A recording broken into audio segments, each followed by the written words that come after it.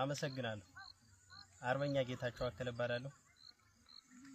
አፋብን ጎንደር ጠቅላይ ግዛት በላይ እዝ መይሰው ካሳ ሁለተኛ ኮር አድዋ ክፍለ ጦር ውስጥ ነው ያለሁት።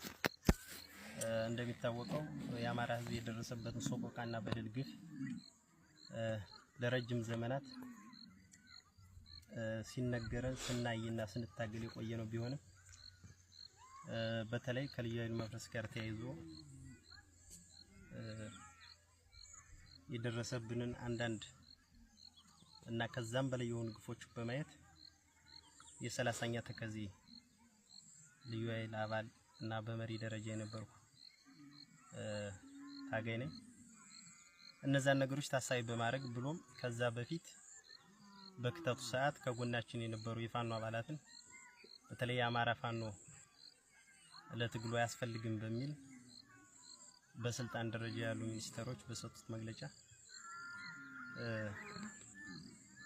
ልዩ ኃይል እርምጃ መውሰድ እንዳለበት ትዕዛዝ ሲሰጠን እነዛን ነገሮች አንቀበልም ብለን የአማራ ልዩ ኃይል በአንድም በሌላም መልኩ ከተበተነበትና ያ ሁሉ በደል ከደረሰበት በተሻለ መልኩ አደራጅተን አብቅተን ከና አርበኛ ሳሙኤል ባለድል ከና አርበኛ ጌታቸው አማረ ከና አርበኛ ገብረ ማርያም በየነ ጋር የጋራ በመሆን አድዋ ክፍለ ጦርን መስርተናል።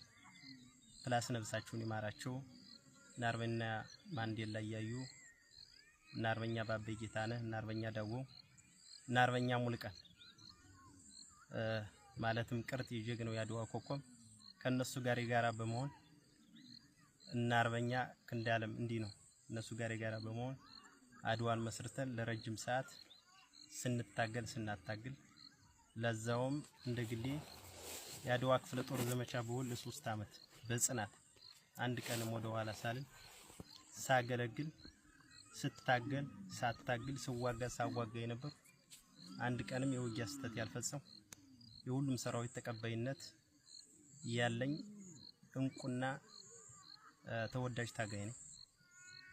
በመሆኑም ሁኔታውና ጊዜው ያመጣውን ፖለቲካ ታሳቢ በማድረግ አድዋ ክፍለ ጦር ውስጥ የእርስ በርስ አለመግባባት ተፈጥሮ በአዲስ አድዋ ክፍለ ጦር እንዲዋቀርና ሪፎርም እንዲደረግ በተደረገው ጥያቄ መሰረት ነገሮችን ለማስተካከልና የአማራን ሕዝብ ጥያቄ ለመመለስ የግድ አንድ ሰው ይሄን ያክል አመት መምራት የለበትም በሚል ውስጣችንም ቁጭት ስላደረብን እኛም ቦታ ለቀን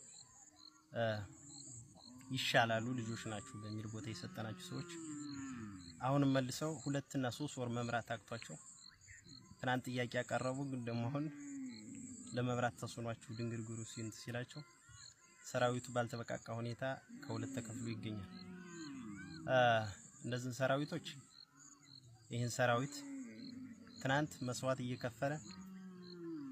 እየከፈለ በተለይ አለፋን እና ቋራና አካባቢዎችን ነፃ ያወጣና ጠላት አንድ ቀን ረግጦት እንዲያውቀጠ ነው ሲያስከብር የነበረ ሰራዊት ስለሆነ አሁንም ቢሆን ከጎኑ ሆነን አይዟችሁ ነገሮች ይስተካከላሉ የችግሩ ባለቤት እስከሚለይ ድረስ ጠላት የሚያስገባቸው ሰርጎ ገቦች ስላሉ እነሱን የልየታ ስራ እስከምንሰራ ድረስ ያለምንም መስዋዕት በተረጋጋ መልኩ ሁሉም ተሰጠው ቀጠና ተቀምጦና አብረን ያወያየናችሁ እንገኛለን።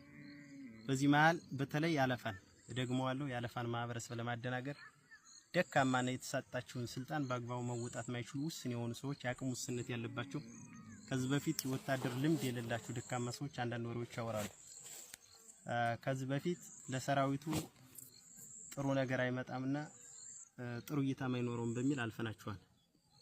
ከዚህ በኋላ ባለው ጉዳይ ግን እስከመጨረሻው ጫፍ ምንጋፈጣችሁ መሆኑን ማሳወቅ ፈልጋለሁ። ይሄን ስል ምንድነው ስራና ሰራተኛ እናገናኛለን። የመሪ ኳሊቲ የሌለው ሰራዊቱን አደራጅቶ መምራት ማይችል ጥላትን በተደራጀ መልኩ መክቶ መልሶ መቋቋም ማይችል ማህበረሰቡን በደንብ አዋቅሮ ማደራጀትና የራሱ ማድረግ ማይችል ያቅሙ ውስንነት ያለበት መሪ ነው ብሎ የሚያስብ ሰው በሰራዊቱ ድምጽ ሰራዊቱ የሚፈልገውን መሪ ወደፊት ያመጣል።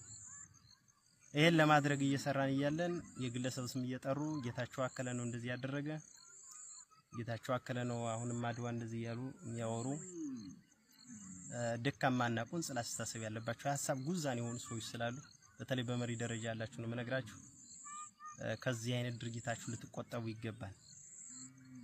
አማራ እንደዚህ አይነት አደረጃጀትና እንደዚህ አይነት አሰላለፍ እንዲኖረን አይደለም አደራ የሰጠን። በተለይ አማራ ህዝብ ብሎም አማራ በልዩነት ግን ያለፋ ህዝብ ከዚህ በፊት አርበኛ ሳሙኤል ባለድል፣ አርበኛ ጌታቸው አማረ፣ አርበኛ ገብረ ማርያም በየነ እኔንም ጨምሮ አርበኛ ጌታቸው አከለ የጋራ ሆነን ስንመራ ምንም አይነት እንቅፋት የሌለው ምንም አይነት ማህበረሰቡ ማይሳቀቅበት 24 ሰዓት ተሽከርካሪ የሚሰራበት ምቹ ሁኔታ ፈጥረና ስንመራ የቆየንበት ሁኔታ አለ።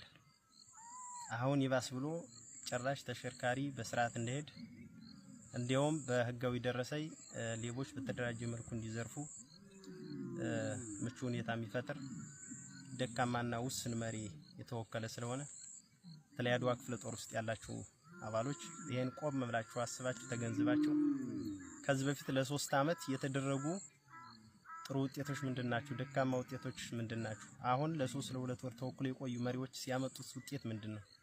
ደካማ ጎናዎችስ ምንድናችሁ? የችግሩ ባለቤትም ማን ነው የሚለውን የልየታ ስራ እንድትሰሩ የሚል ሐሳብ ስላለኝ ነው በዚህ ልክ የመጣሁት። አመሰግናለሁ።